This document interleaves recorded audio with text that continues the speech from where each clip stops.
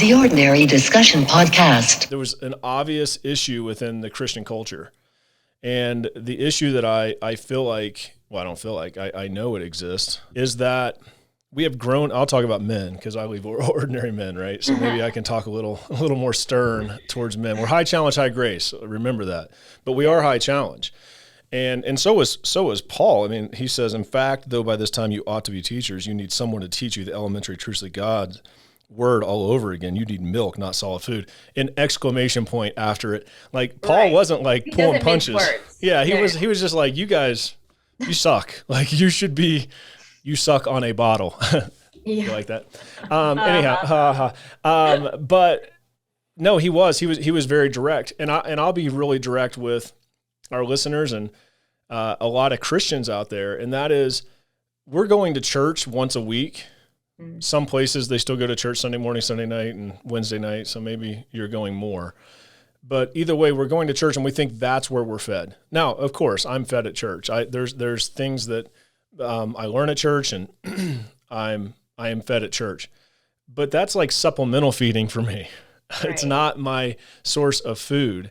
And when our source of food is going to church and being fed once a week, that's when you're on the milk, right? It's like, man, you have to take ownership. And we talk about that as in our definition of being a disciple is we want to disciple people and show them to follow Christ and obey his commandments and follow his lifestyle and teach them to take ownership of their faith so that they don't have to rely on us. And they don't have to rely on their pastor. No, they still need those people in their lives, but they're not reliant on it to go out and make disciples themselves. And I think that's what Paul's saying. He's really frustrated. He's like, guys, you should be teachers by now. You should be preachers by now, but you still need somebody to teach you elementary truths. And I see that so evident in today's culture, Christian culture. And that's where this session comes from. And it's really kind of a kick in the pants of saying, hey, where do you stand? Are you going to church to be fed and that's it? Do you think that your only growth spiritually or understanding of the word is the responsibility of someone else? Because if it is, you're missing it, right? And we need to take ownership of it. And that brings me to that second part of that verse, which is verse 14. Right.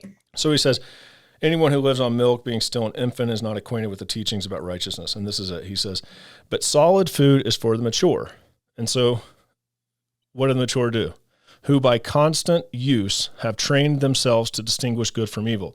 Now, he didn't say, so by constantly going to church and hearing a pastor. And he didn't say by having a trainer work out for them, right? And that's what I think we go to church nowadays and it's like, it'd be like going to the gym and hiring a trainer and saying, hey, can you do these squats and these lunges and these hip thrusters and all these other things? Can you do all that? And then it's like, I expect to be in shape.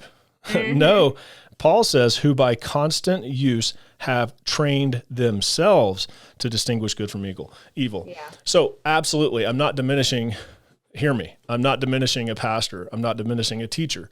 I highly value pastors and teachers in my life, mentors, all of those things. But until I decided, and it is a decision. It's a decision that everybody listening can make, man or woman, child, teenager. It's a decision all of us can make. Until I decided that I was going to own the fact that the only way that I was going to truly know God and know his word was to take ownership of it and train myself daily and constantly. That's the only time it really happened. And so that's what this study is about, is how can we encourage men and women, right, to say, I need to take ownership in this area. No, I agree. And that is exactly what I have underlined and circled and written in my book and go back to time and time again. It's that constant use and training yourself. And so as a fitness trainer, like it speaks to me very much in the physical sense too, just thinking about like, how are you ever going to, get better at anything by sitting on your couch? I mean, you have to be able to go and train yourself properly and lift the weights and run the miles and put in the work, or you're never going to get better. And it's the same thing with our spiritual walk. If you're not putting in the work and you're not building those spiritual muscles, then you're just going to remain weak and and incapable of fighting all of the spiritual battles that we face.